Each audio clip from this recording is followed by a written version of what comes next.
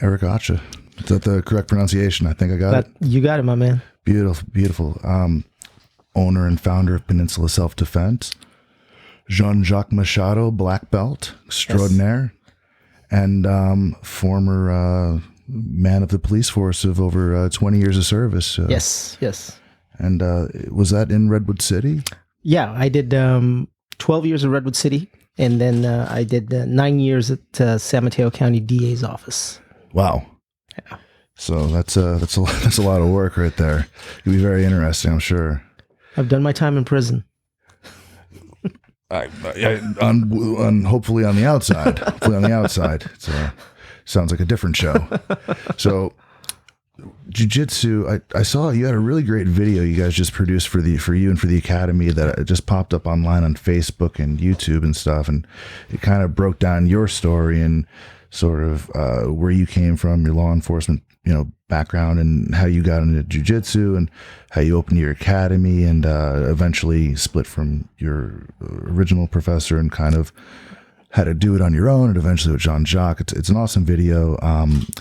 I'd like to kind of go back to the beginning of it and sort of, let's say you're in your law enforcement career, and where did jujitsu come from? At what point did jujitsu become a thing in your life? Sure. I'm a lifelong martial artist. I've always done stand-up. In 1989, I got my black belt in Kempo. I was a senior in high school at the time. And in 1994, 5 years after that, I became a cop. So you're talking mid-90s. It's the rise of the UFC. You're reading Black Belt magazine. I've been reading it since I was a little kid. I mean, who doesn't, right? And I'm starting to see these Gracies about this jujitsu, about these skinny guys from Brazil with these cool belts with all these stripes on it, and they're just choking people out. And you read about this, and you hear about Chuck Norris and how he talks about the Gracies, and you just keep hearing these things, and you're going, as a martial artist, it kind of piques your interest. So I said, okay, I'm going to find out more about this. So I think it was maybe 2000 or 2001. I said, you know what? Let me go check this out. So I went to Half Gracie in Mountain View. That was my first official jiu-jitsu school. Trial by fire. Yeah. I got thrown in the deep end very quick. Batata, I remember, had just come from Brazil. He had just landed and he was teaching over there. And I remember seeing Cameron Earl was there. I think he might have been a purple. I think Dave Camarillo and them were purple belts or purple or brown belts or something there. Tom Cicero, I remember, was a purple belt, and I rolled with him. Tom's a black belt now, and he has a school here in San Jose. And I remember rolling with Tom. I'd never grappled. You have to kind of picture my mindset, right? So I've done stand-up. I'm this black belt, and I'm a so-so black belt in Kempo Karate. And then I've never wrestled. I've never done anything, and I get thrown into Half Gracie Mountain View. It was a grinder. I had never gotten my butt kicked like that ever. And you walk out, and one of two things happens, and I still see this now. You either embrace it or you make excuses for it. So to people that don't know, in this area, everybody kind of knows who Dave Camarillo is. Everybody knows who Half Gracie is. Batata is a huge name. He's a world champion. He's back into competing again now. But Cameron Earl, people know him kind of for some not so great reasons. Right. But Tom Cicero, his school produces some notoriously tough and aggressive guys. Yes. Their style is no joke at all. It's a grinder, very similar to Kurt Osiander's Half Gracie SF school. So yes, very much so. How many times would you say you were tapped in that first meeting with Mr. Cicero? It wasn't even funny. I couldn't even remember. I don't even think I finished the roll. I think I made an excuse and I crawled off the mat. And I remember there was a sign in the bathroom that said, if you're going to throw up, please throw up in the toilet, not in the sink. This is a very valid sign for a jiu-jitsu school. So I leave there and I come a couple more times, and I remember Crosley was there. He was a brown belt. I remember Crosley was still a brown belt when I was training there. Excuse me.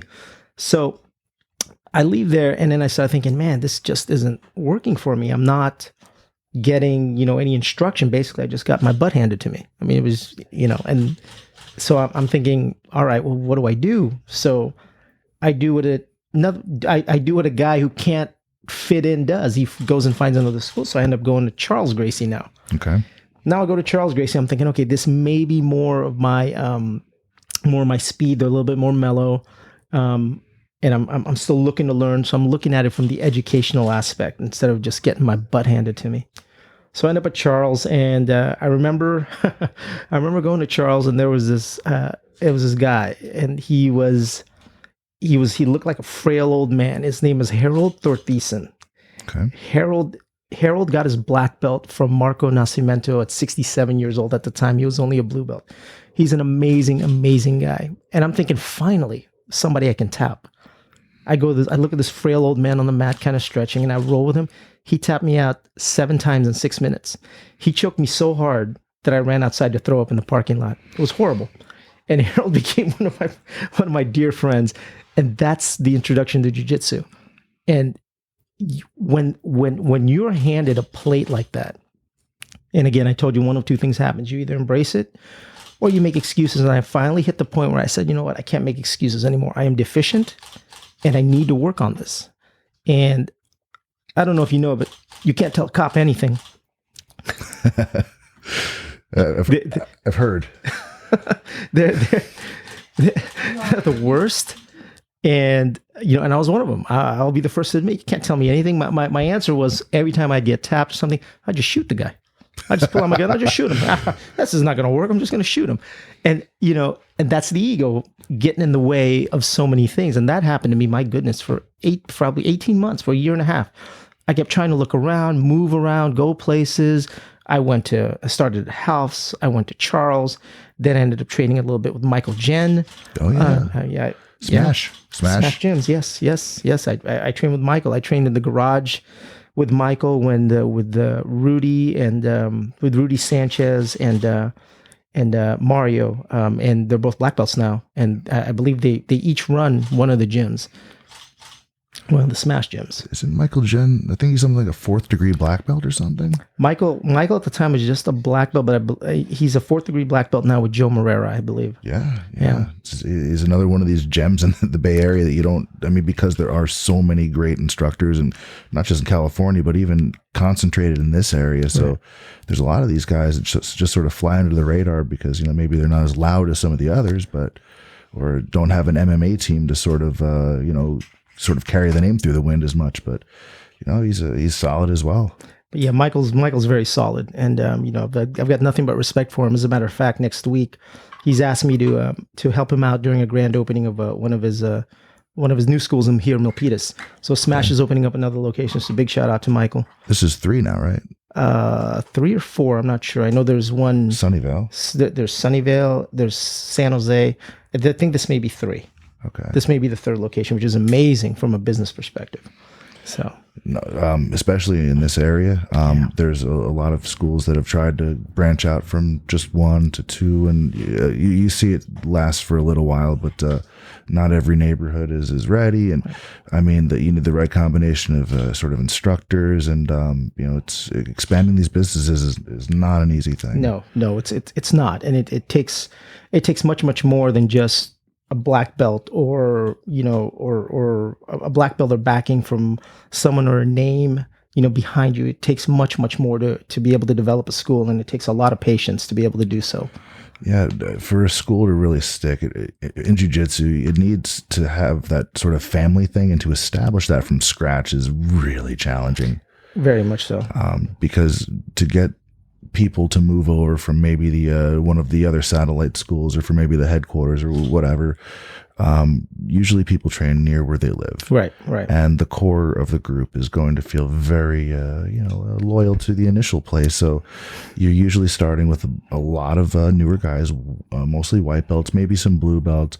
Occasionally you have guys that haven't trained in a while, then they see a school pop up near their house, and the blue purple comes in. But you're really establishing that family unit from scratch, and it's an uphill battle. It's incredibly difficult, because just in the culture itself, leaving your school, someplace where you've spent a lot of time in, it's like a nasty divorce.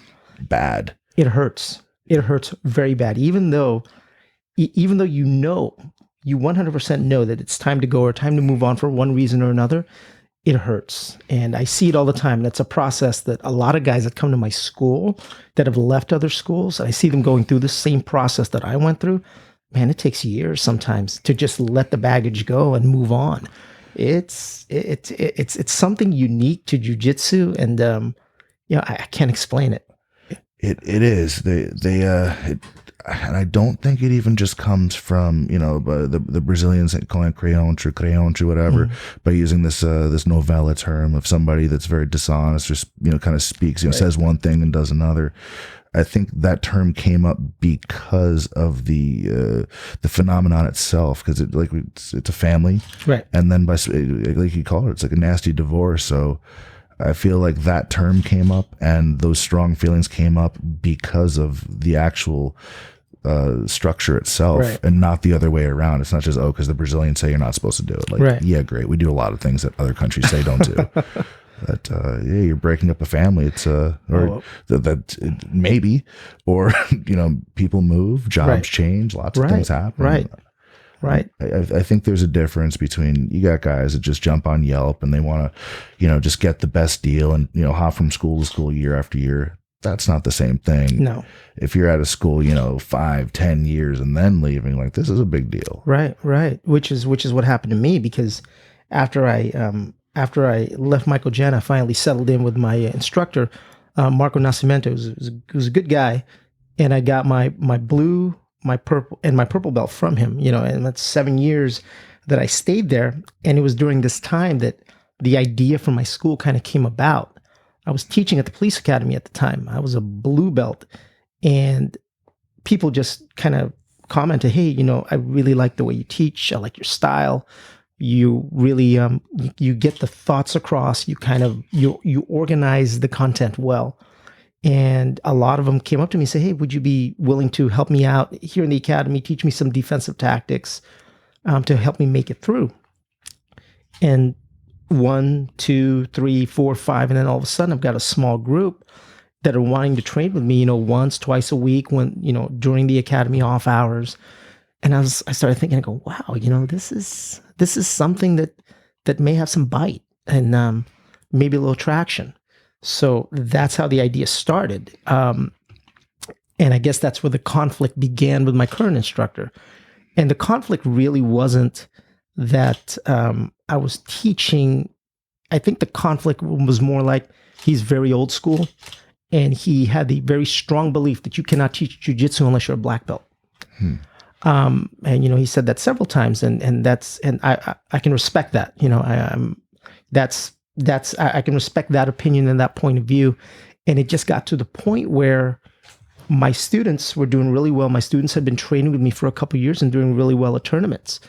They were winning good major tournaments, and yet I couldn't get the recognition or the rank to be able to, or the ability to promote them to blue belt after several years. And it just really, I left because of my students. My students were the ones that motivated me, because I wanted to do something for them that I felt they deserved, and I couldn't do it under my current situation.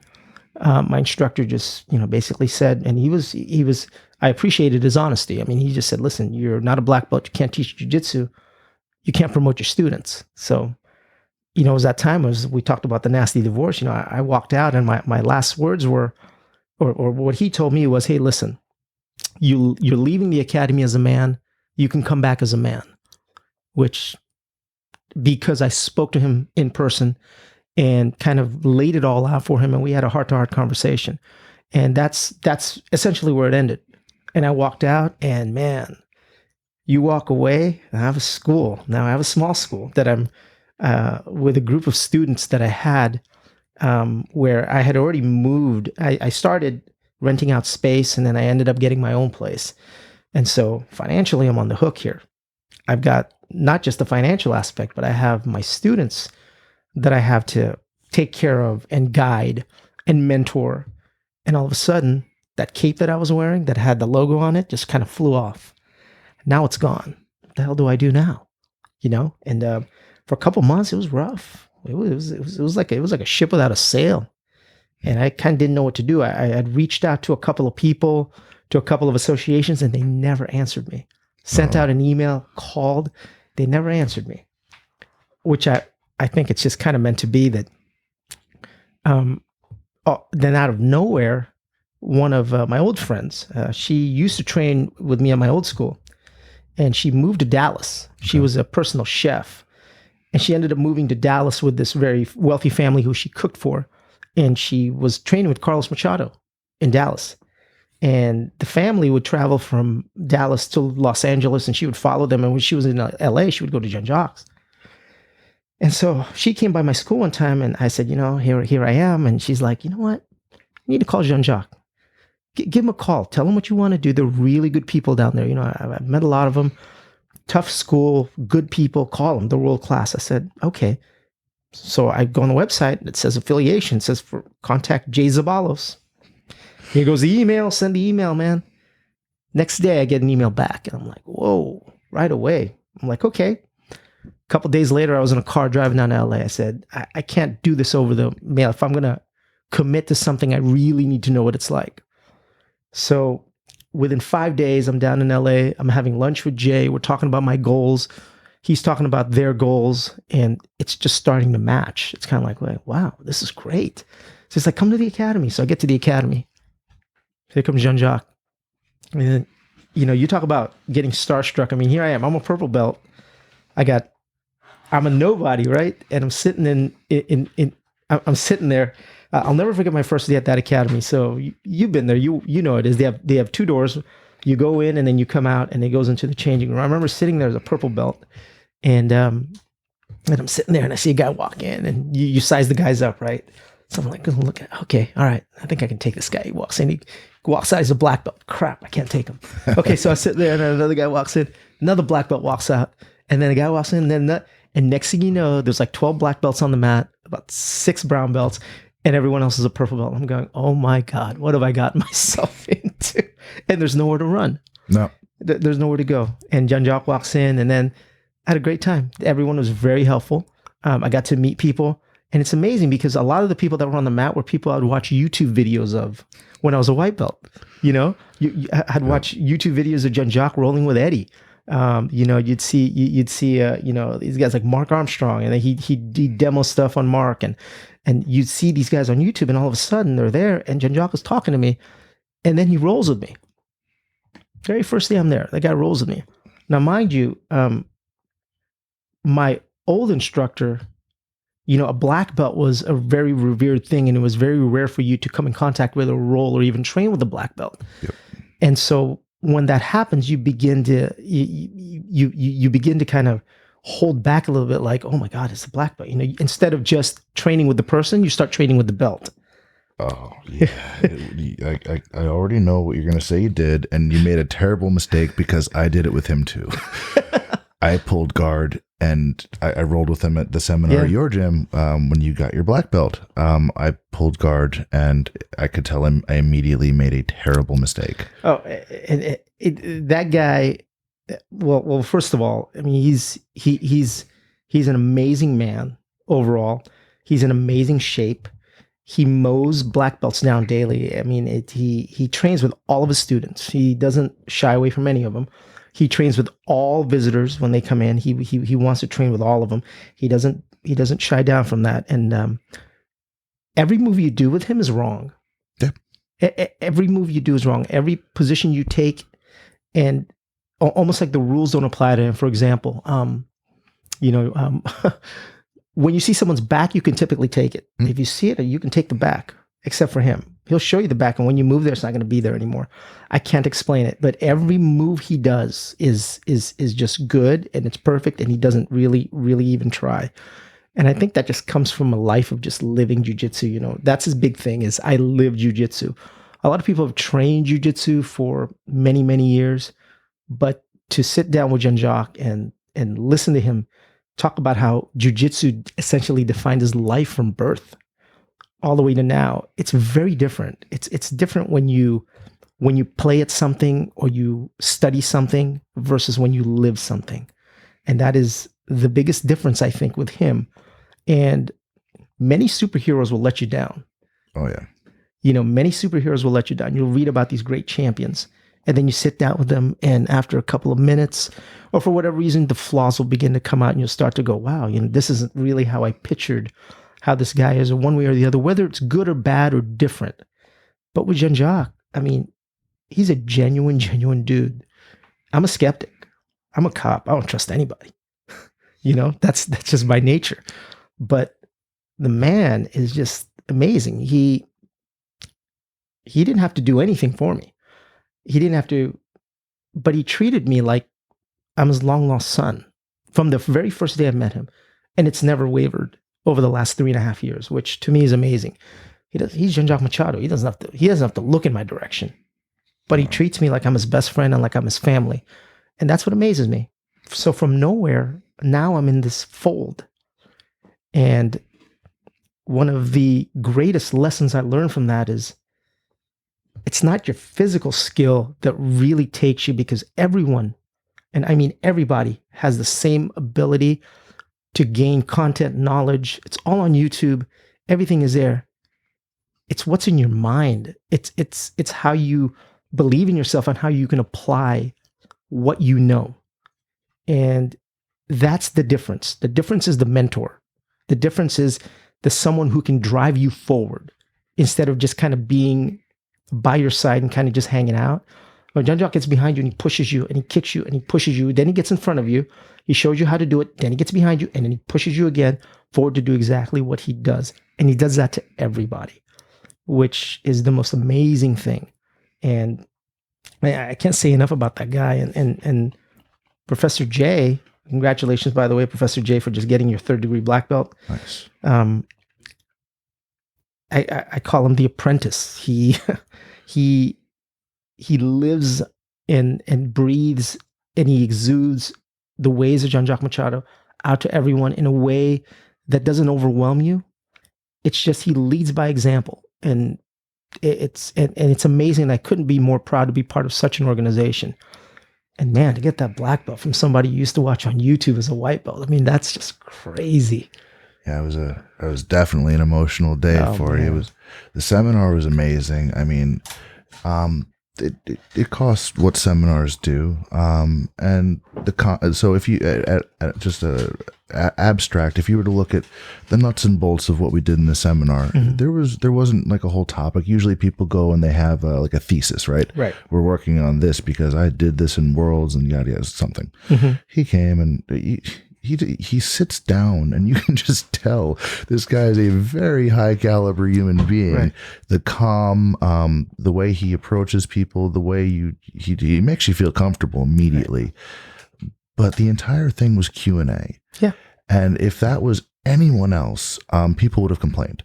But every question, and when you have that type of format, it's mostly going to be white and blue belts that are going to ask the questions because they've got 1,000 of them. And I think a lot of the more advanced belts are kind of shy about sounding stupid, in front of the lower belts. Like, oh, come on.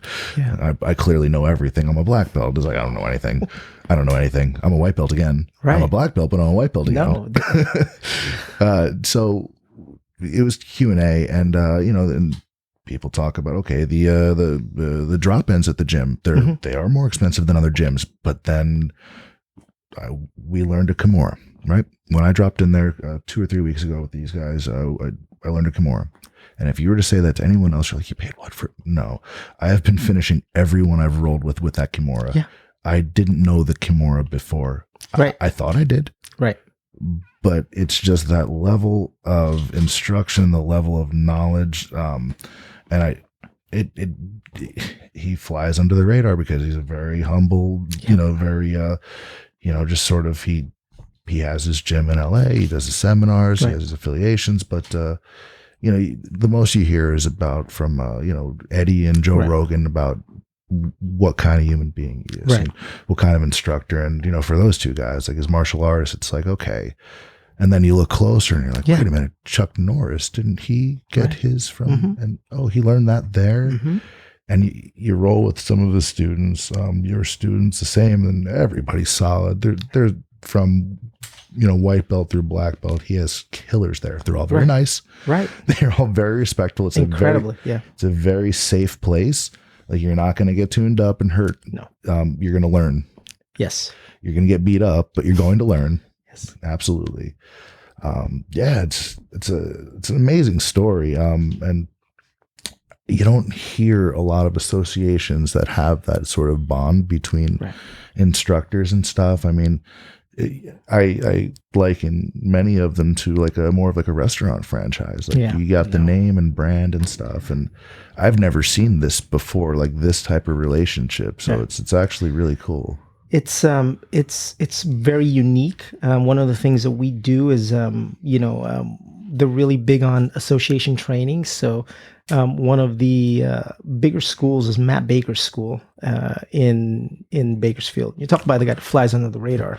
Okay. Matt Baker, 3rd degree black belt. Jean Jacques Machado is the number one ranked. I think he's number 1 or number 2 ranked master male, master 3 in the IBJJF, and you never hear about this guy.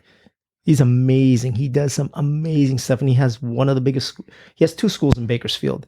And so what often happens is we have these affiliation trainings where everybody just gets together, and we'll have 100, 150 people on the mat from other places. And the reason for that, of course, is to roll. But Jean Jacques and Jay always say, hey, families that are spread out across the world, across the nation, how do they reconnect? You have family gatherings. You have your barbecues.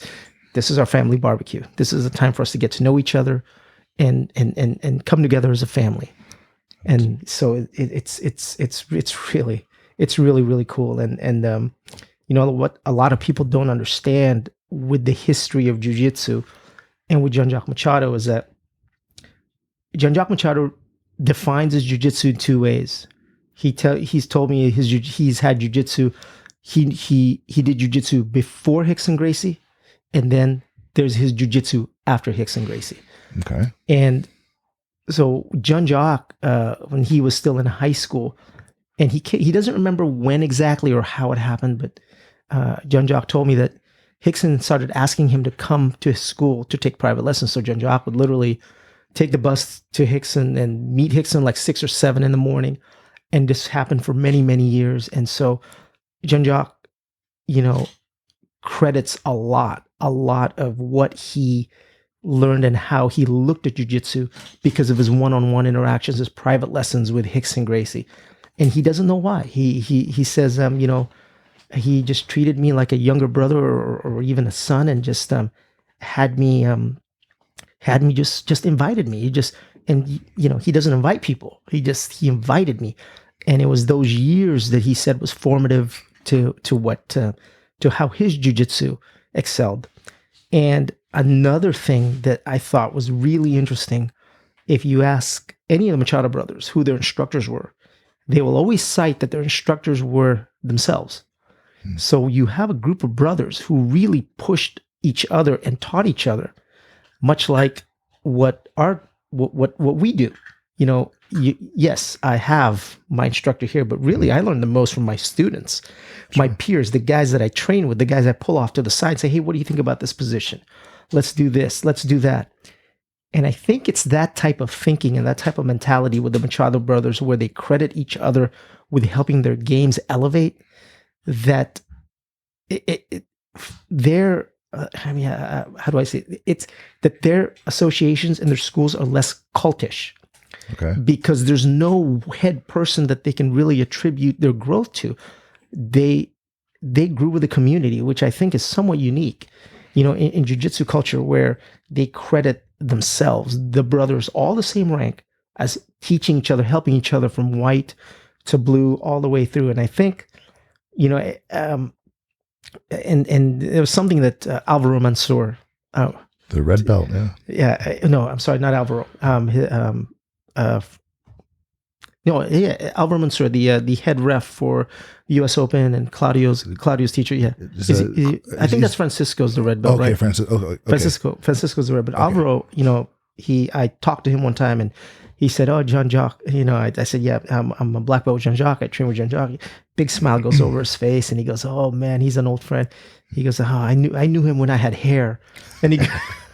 And he said, please give him a big hug for me. And then he said something to me that really stuck. He says, Jean Jacques Machado is the black belt's instructor. He said he is the black belts instructor. So, you're not just an instructor, you're a black belt instructor. And man, how amazing was that for me to just even be associated with him and have him push me. I mean, a simple thing, he likes your Instagram post. Yeah. Everyone likes it. The big thumbs up, or the big, and he does little things like that. And it seem meaningless to a lot of people. No, I shouldn't say meaningless, but they shouldn't say it doesn't carry much weight, but to a struggling business, to someone that's really struggling to get their name out, to know that he's there just liking your post, man, it does wonders for your confidence. Oh, every time I've posted anything related to, visiting or anything like that, there's always the thumbs up or the fist little emoji. Oh yeah. Yeah, it's cool stuff. It's made my day both times. I think he did it like I posted 2 pictures. Once from when we were there with Jerry at your seminar, your promotion, and then once when we dropped in. And he's a solid guy. I mean, the barbecue you talked about in Bakersfield, we just had one kind of yesterday at the academy that I'm with, and we don't have many affiliations at all. We have Portland Judo, PDX, BJJ, and then what's Mikey's school? Always Butte, Montana. In Butte, Montana, we have one there. It's one of our brown belts, and then AKA Sunnyvale, which is it's a One World Jiu-Jitsu. It's a guerrilla affiliate, but we're all under Mike Prudencio, so it's a small family. There's a lot of people, but it's a family. Right. We don't have a lot of schools do promotions in different ways. We kind of have a summer party once a year, and that's when it is. And we don't have stripes or anything like that. And every once in a while, there's the random belt, like when it's very obvious, but it's seldom. Sure. So I just got my black belt yesterday, so I'm still not. It's not real yet. Big congratulations, by the way. Thanks. This is awesome. In just 12 short years, it's you too. I'm the same way. Yeah. I'm the same way. Clearly. So the just a quick note on the black belt. So the powers of invisibility kick in after about a week. Okay. And flight is about 6 months out. You'll be able to fly in about 6 months. I see. I thought so. I was waiting for that one. I woke up this morning and I looking to see if my hair came back, and that did not happen. And but being a new black belt and you too, what it did for me, it was funny because I got promoted on a Saturday, and then on Sunday, I was on a plane to to Austin. And when I got to Austin, I had training there for work. And then I went and I trained at at Jean Jacques Machado Austin, which is run by Todd White and Mark Armstrong, 2 very, very good 3rd degree black belts, a 3rd and a 2nd degree black belt. And my first role as a black belt, I got tapped by a blue belt. Oh, yeah. Lovely. And you know what that did for me is like, wow, I really am starting over. And I had a bad day. My very first roll, blue belt, I got tapped. I was like, what is going on? And it refocuses you. So the black belt really is a new beginning. And that for me just symbolized, okay, I'm starting all over again. And you redo your basics. You think about your basics. You will see this when you do teach. You're gonna have a tendency to go right back to your basics. It's gonna flow right back in because it's a feeling of renewal and starting over. It's like basics done at a high level is truly the advanced man's art. Absolutely. I feel like a lot of guys go out of their way to sort of teach their classes in a way that it's almost like entertainment. They're like, "What? I got to show a new thing," and it should be deliberate. What you show should there should be reason for it. It should be part of a larger system. There's fundamentals in every sort of school's curriculum. There should be. Right. For me, I pay a lot of attention to closed guard and sort of for the simple reason of Brazilian Jiu-Jitsu or Jiu-Jitsu or Gracie Jiu-Jitsu, whatever we're calling it. it was kind of developed around the idea of sort of like the smaller guy can use leverage to their advantage and use space to their advantage. And if they don't really understand close guard, and it's not just, so I'll have guys do a guard pass drill, just positional stuff, right? So we'll start in close guard pass drill, and I'll say go. And what guys used to do they'd break and immediately go to De La Riva with Spider. And I'm like, okay, pretend there's no YouTube. Right.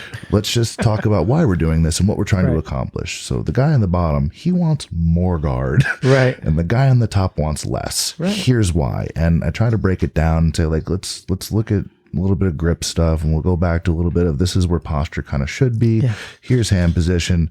Now let's do it again. And just keep in mind, like, this is kind of the strategy that I want you to employ when you're doing this drill. And don't do things just to kind of do them. Right. Sort of, there should be a method to the madness. Right. Like, there should be a reason you're doing what you're doing. If I don't have to open my guard, I don't.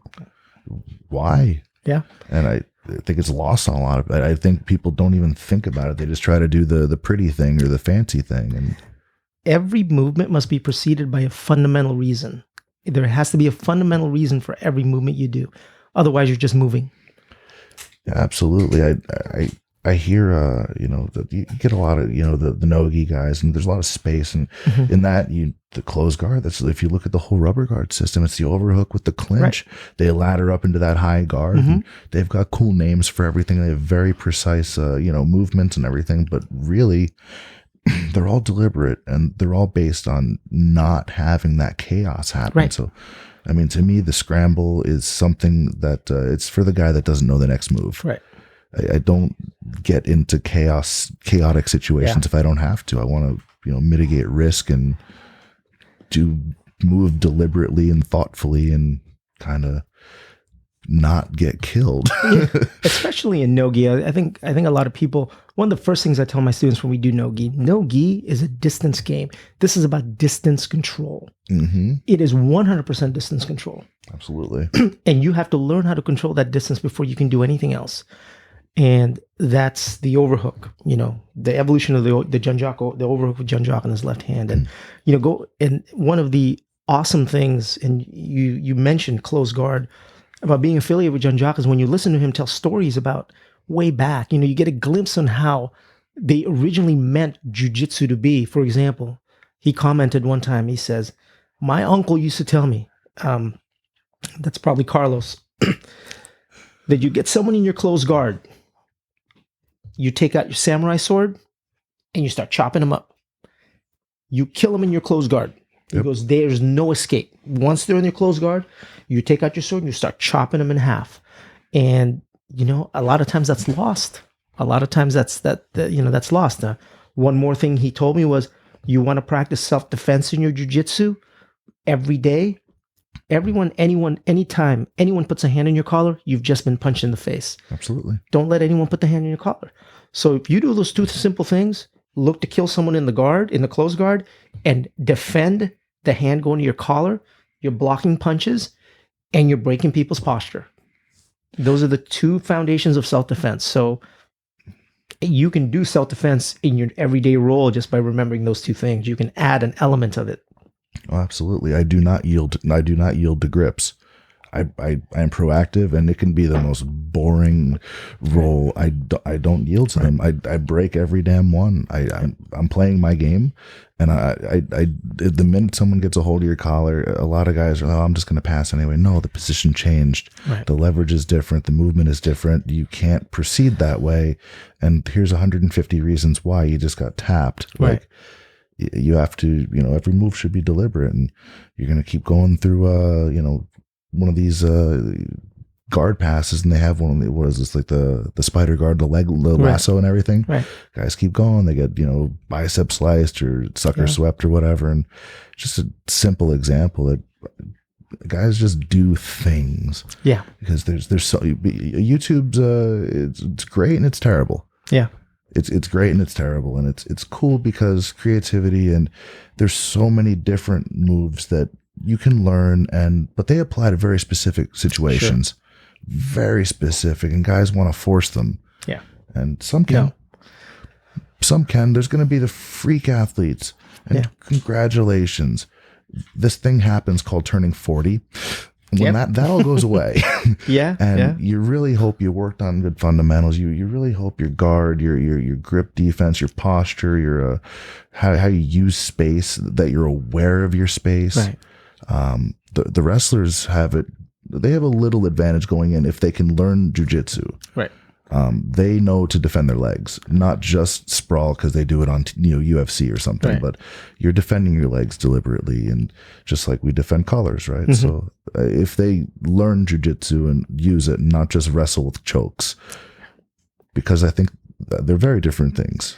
Very much so. Very much so. And so much of that is missing, like the teaching of the situational change. You talked about people forcing positions. Is that, man, jiu-jitsu is a moment by moment thing, and situations and positions will change moment to moment.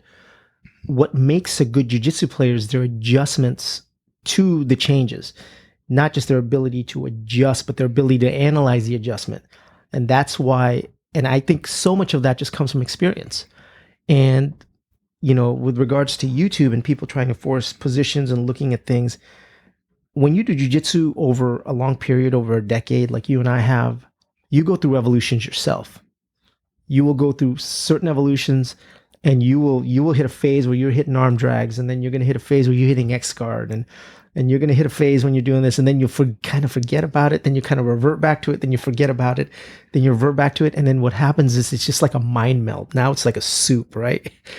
And now it's just all available for you, just whenever you want it. Just pick the right ingredient. And a lot of people that are 1 or 2 years in don't understand that.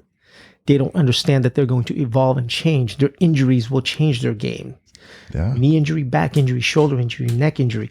It will change the way you game, and it will mold your game, your moods, the phase you are in your life. All that stuff will change.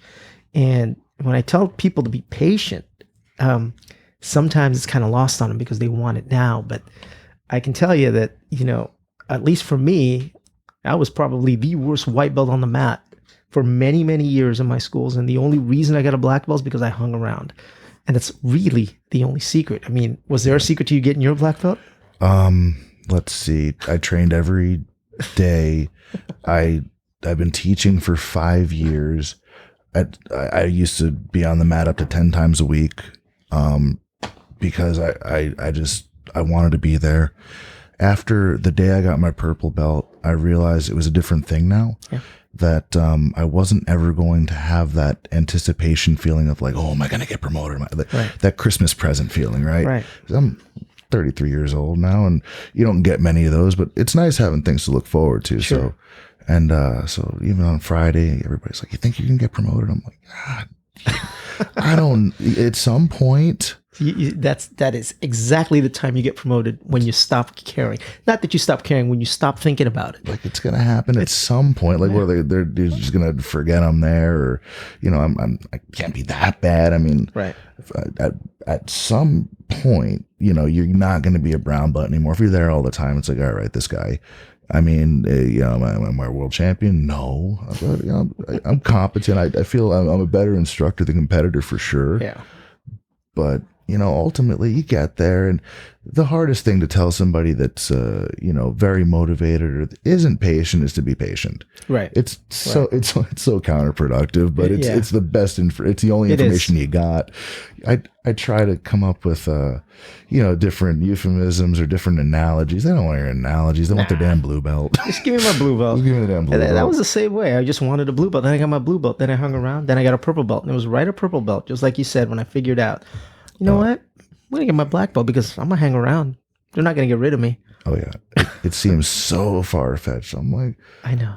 Wow, it's, 10 years to do something. That's undergrad plus a PhD in a lot of cases. Right. I mean, I could have went back and been a physicist. But I think jiu-jitsu instructor and like a physicist make about the same money unless you open 100 gyms or something. I don't know. You forgot life coach. Oh, life coach. What about movement coaches? There you go. Those guys they're hot right now because of Connor. Yeah, no touch butt. No touch butt in the park, man. Did you even get to watch UFC 201? No, man. I am just so busy. I mean, I'm 45 years old. I quit my job as a police officer, running my school full time. I got 4 kids, man. I am just up to my neck in it, and my school's my last hustle. So this is it. Go. This is it. It's all hustle. So unfortunately, I don't have much time for doing that. But tell me about it. No, I'm asking because this is not the MMA show. MMA guy in here today. No, I didn't get a chance to. We were just wrapped up in the promotion thing. It was by the time we put in a good 2 hours of rolling before, and it was that I spent the day. I saw people I hadn't seen in a very long time. It's expected to go out after, and right.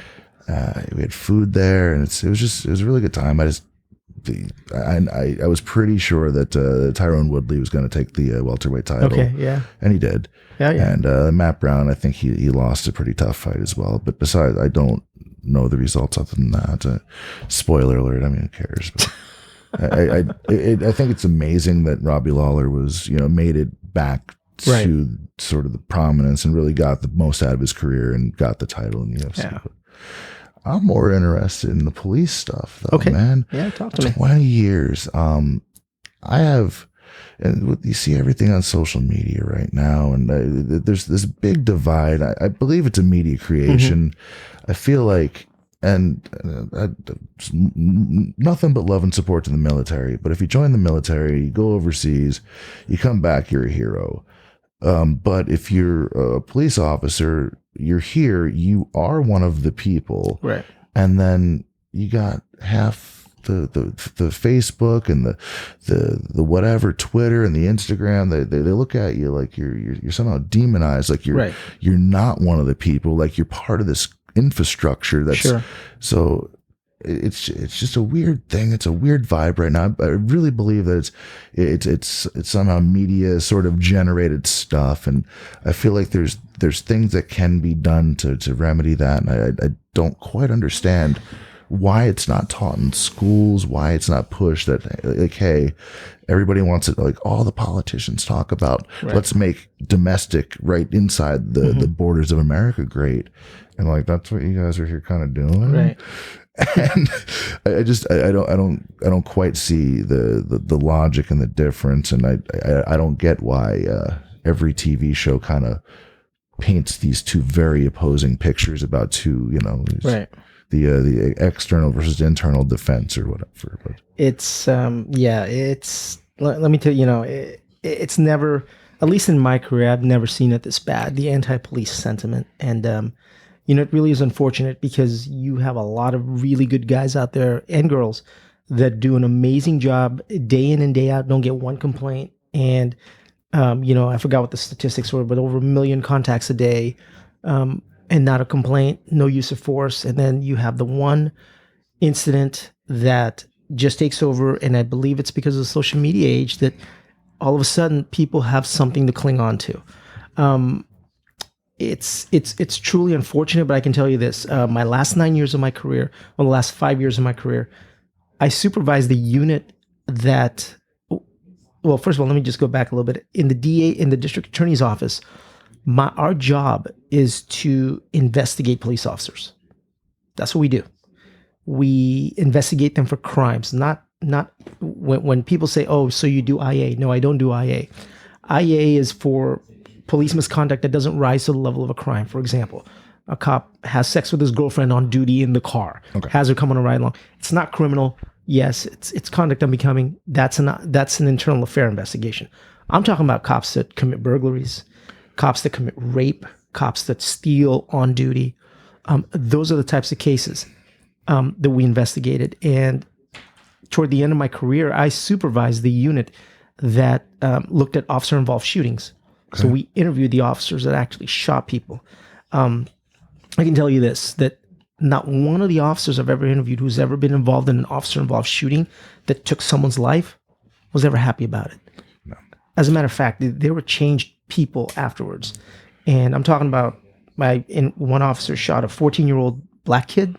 Another officer shot a mentally disturbed 18-year-old Hispanic female.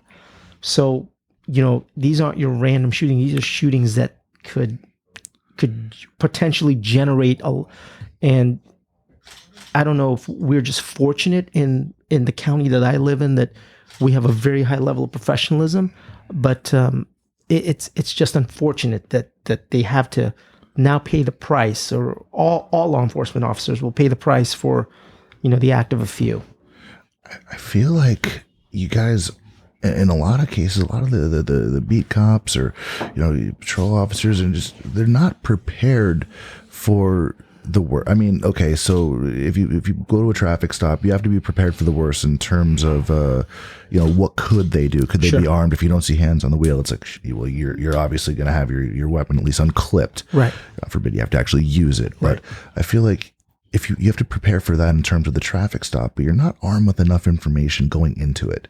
Right. I feel like the license plate, it can only possibly give you arrest information, warrant, stolen car.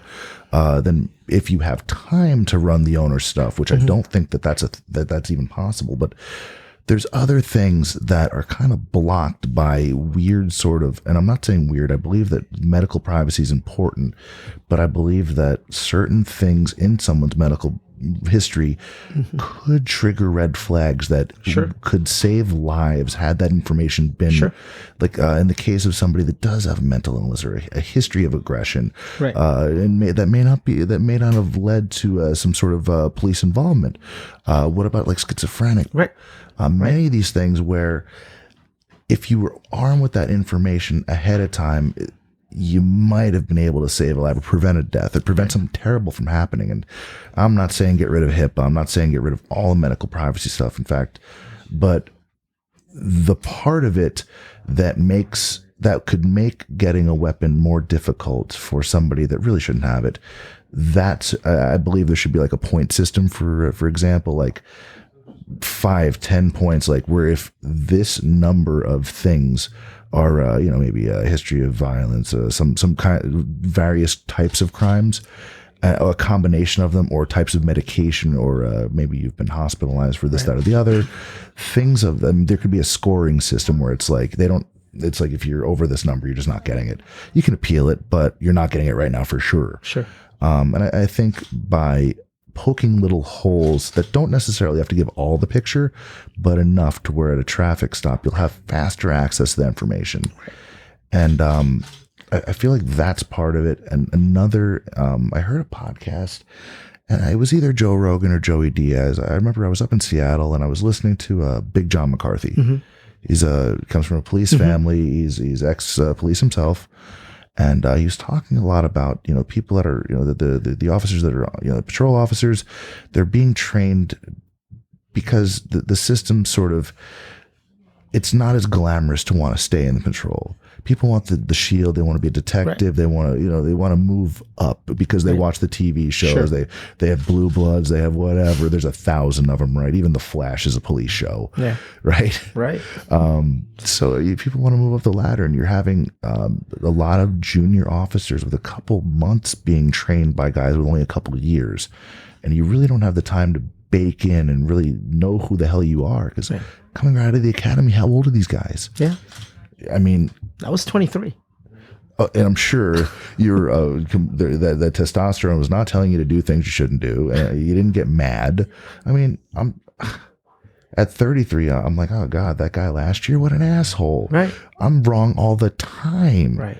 And that you grew up in a good household and there was nothing traumatic that happened as a child, or that you weren't even aware of, or just things like this. Like, people have their own individual lives and stories, and who the hell knows what someone grows up with, and like, or why they're becoming an officer.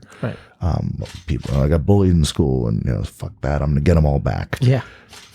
Like it's never happened, right? Lots of, or whatever reason. But I feel like if there was somehow more incentive for guys to stick around longer, and to really, and that it was, the training aspect was really focused on like that. I know the Gracies do the training thing. Our friend Dave there went and got to train with Henner and Huron, the police training, and which sounds pretty awesome. But and it's a physics. So here's the thing. One of the things that I've developed my expertise on the last couple of years is use of force, and I've police uses of force. I've testified as an expert several times, and I've been to all kinds of trainings. And the one thing that really stands out is the deficiency of training in the police, deficiency of ongoing police training when it comes to defensive tactics. The problem is it's tough to explain, but so we spoke earlier about our friend in workers' comp and about how the workers' compensation and about the injuries. So the problem is in-service police personnel are so injury prone because they're so out of shape that if you were going to have any type of meaningful ongoing defensive tactics training, they're going to get injured. So the injury rates rise. So now here you are as a police agency, you're watching injury rates rise. As the injury rates rise, you're paying out. That's costing you money. Yeah. Every injury on a police officer, they're off the street. Now it's costing you money. Workers' comp insurance kicks in, all this stuff. So as a police agency, you're saying, whoa, wait a second. We're spending too much money. So now the bureaucrats in the city are going to say, we're going to have less of that training. So then it begins to go down. That's the constant struggle. And that's with all types of training. And when it comes to training, let's say responding to an attack, it takes 1/8 of a second to hit somebody with a punch. 1/8 of a second. That is equivalent to a fastball at the major league level. Now imagine that you as an officer are the batter and the person is pitching at you and you have 1/8 of a second to make a decision whether to swing, not swing low, swing high. And the most major league batters don't even see the ball when they're up there. They just swing. They just know where it is because of their training. Muscle memory and their training. So now you have that problem in a case of an assault. The officer doesn't know what to do. The officer's ill-prepared. You are asked to perform at a major league level with nothing more than an 8th grade education. Little league training. That's exactly, and that is the common theme in almost all uses of force when it comes to police, when it comes to hands-on defense. Unfortunately, there are some that will go above and beyond. Like, we have a lot of friends that train. I want you to do me a favor next time. Go talk to some cops that you know and ask them if they can go get their buddies to train. They're not going to do it. Cops are the laziest. And Dave knows this. They're the laziest, most excuse-filled bunch of people that they will make excuses not to train. They're horrible. Learning new skills. Oh, I don't need new skills. I'm good.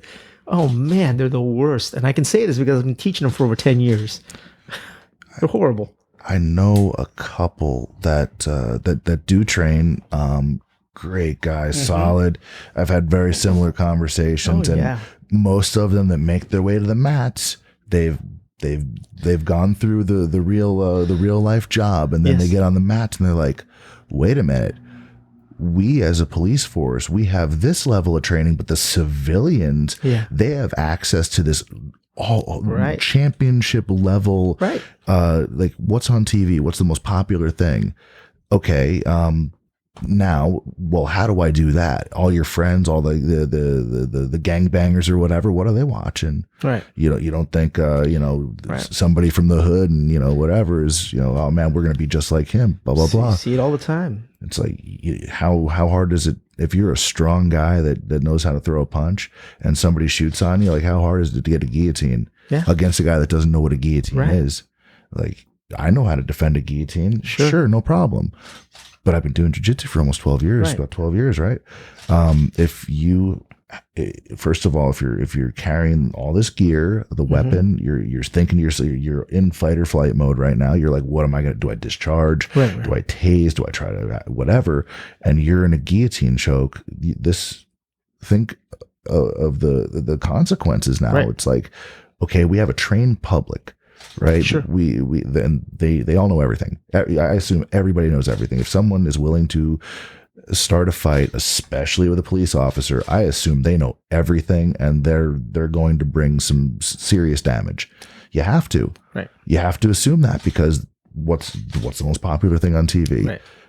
The most complete martial arts system that's ever been developed by humans. the most complete hand-to-hand combat system. Right. That's going to probably rub people with the Krav Maga thing the wrong way or whatever, but I'm sorry, I have a television show that shows me that's very effective. Right. And the more than one attacker thing, whatever. Yeah, he has friends and they know how to throw head kicks too. Right. Whatever. There's so much information out there, and it should be a crime that the people that are tasked with the job of protecting the public don't know it better. Not just, you know what I mean?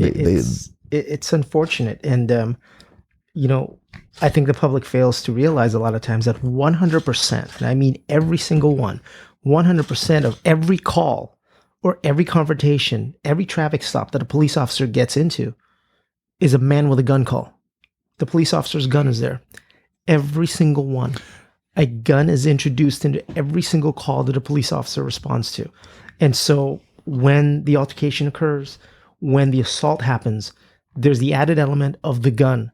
The controlling of the gun. Can the gun be retained? Can it be taken away? And all kinds of other questions. So you want to complicate things even more? Throw that into the mix. It's kind of like that scene in Batman. I forgot what it was. And when the Joker, one of his guys got killed, and said, he goes, "Looks like we have an opening. Let's have tryouts." So he grabs the pool stick, he cracks it into, throws it in the middle, and then all of a sudden the two guys go for the weapon and they fight. And so a lot of times, a lot of people tend to forget that. And so, oh my God, the cop wasn't in danger. The guy just punched him in the face. There's no big deal. Well, wait a second. There's a gun in the mix here that we have to worry about. Yep. There's a million different things, but you're absolutely spot on. Undertrained, not enough information, always behind the curve. In every situation that they go into, they are always behind the curve because it's a reactive situation, and the cops are always reacting, always. And my perspective, and I don't want it to be misconstrued as a knock on any. I'm sure there are some divisions, some departments out there that have picked up on this information. They've got the budget, or they went out and done it themselves. And there's a lot of individual officers that take the time and they go out and they know it's a job requirement. They get the budget and they go and they take the specialized training. And there's always those guys that go above and beyond. Right. This is not a knock on any police department or the police in general. I empathize with the job. I realize it's critical. I just believe that we as people need to step up a little bit.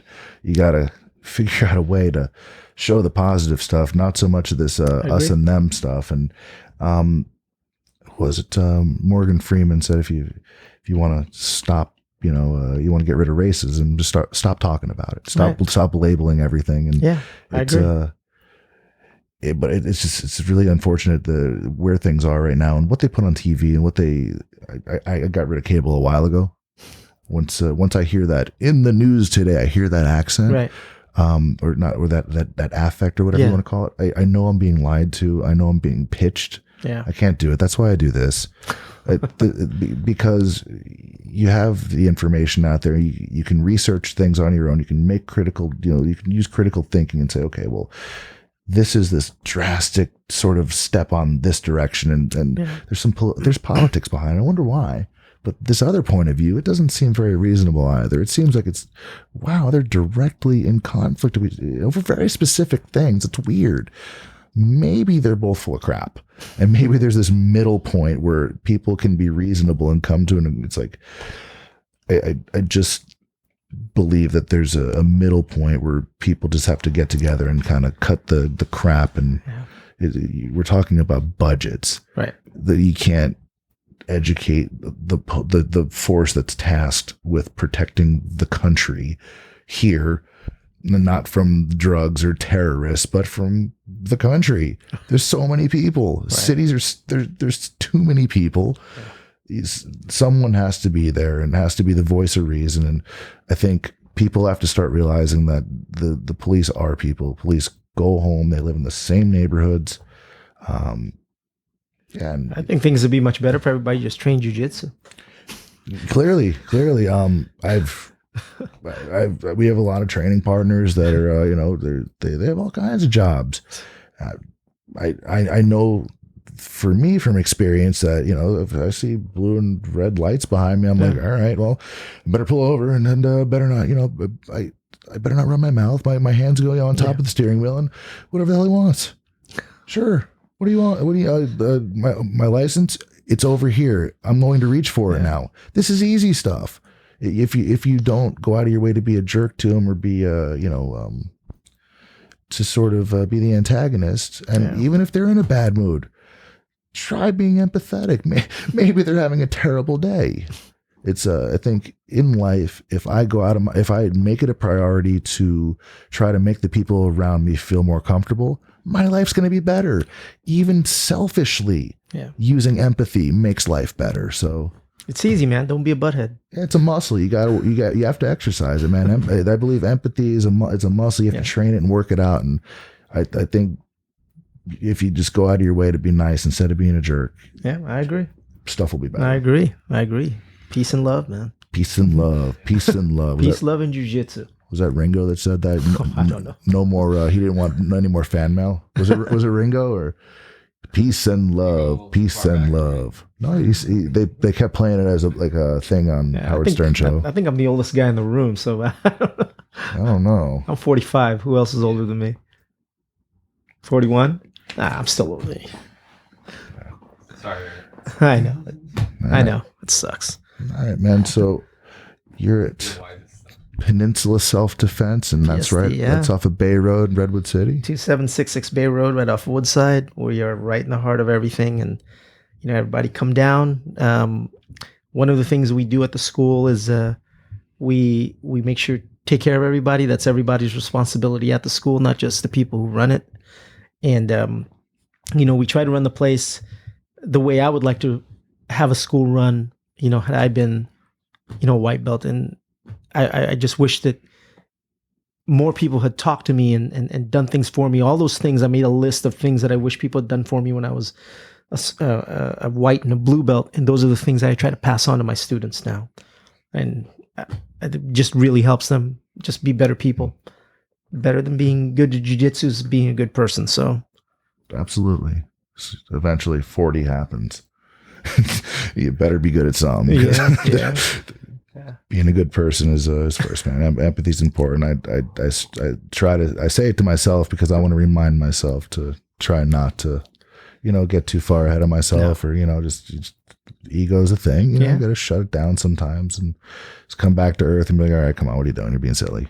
Yeah. But Have you tapped yet since you've have I been tapped yet? Have you been tapped yet since you got the black belt? No, have you tapped? Not did someone tap you? Have you tapped? Have I tapped anyone? No, have you tapped? Oh, at all? Yes. No, not yet.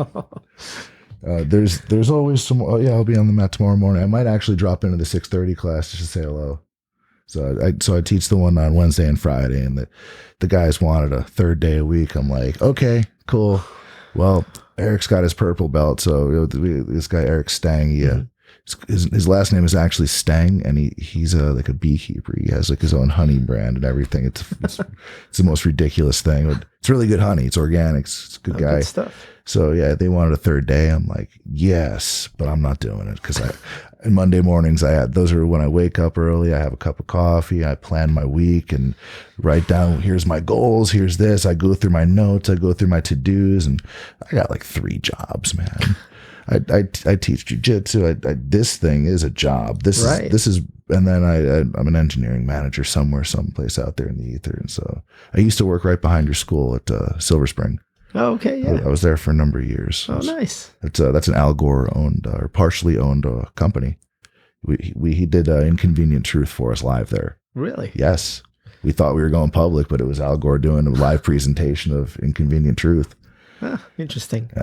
Silver Spring Networks, right? Yep. Yeah. You definitely have their product at your home and at your business. So those power meters, right? Yeah. The smart grid solutions.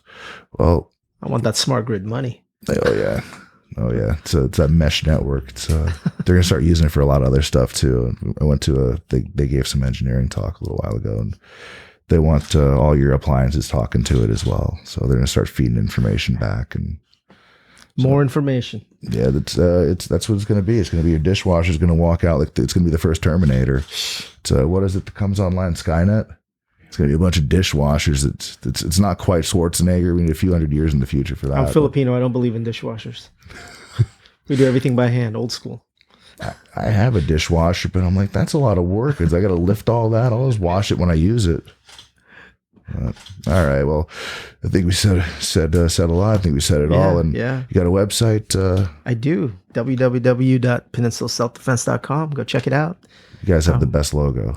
Yeah. Hey, do you know the logo? It reminds me of a very old logo. Tell me about it. What do you know about the logo? It's the AWA from old AWA logo. Exactly. That's exactly where I got it from. Old Vern Gagne. Old Vern Gagne. And the reason behind that is I came here to this country in 1980 from the Philippines. I was 9 years old. And I'll never forget, I walked into my house. My grandpa was there. My grandpa grabs me by the arm, pulls me in front of the TV. The very first TV show I watched was AWA Wrestling. And he says, do you know what wrestling is? I'm like, nope. And I was hooked from that day. And every Sunday, me and my grandpa, Saturday and Sunday, me, my grandpa, and my dad watch wrestling. And that damn AWA was on Coffee TV 20. Yep. And we would watch it in the 80s. And that's where I took the logo from. Very good. Not a lot of people know that. The minute I saw it, I was like, he's got the AWA logo. Very good. Have you seen what Smash's gym logo looks just like? No, it's got the Papa John's pizza. That's true. They've got the Papa John's logo. I saw that. I'm like, son of a, they really. I'm going to talk to Michael about that. It's not exactly it, but it's a very similar font. And I've used. It's like McDonald's and McDowell's. Coming to America. Coming to America. The Golden Arcs or the Golden Arches. We've got the Golden Arcs. That's it. All right, we said more than everything. So good knowledge, Clint. Exactly. Good knowledge. I know everything about nothing, and vice versa too. Like we grew up watching Jeopardy, Wheel of Fortune. I'm watching this crap for 30 years, so I have not grown up. And I may or may not have been a luchador for a short period of time. I worked I went through the training. I did the whole thing. Oh, nice. You can't do pro wrestling and jiu-jitsu full time. No, your body will take it. No, it's a terrible idea.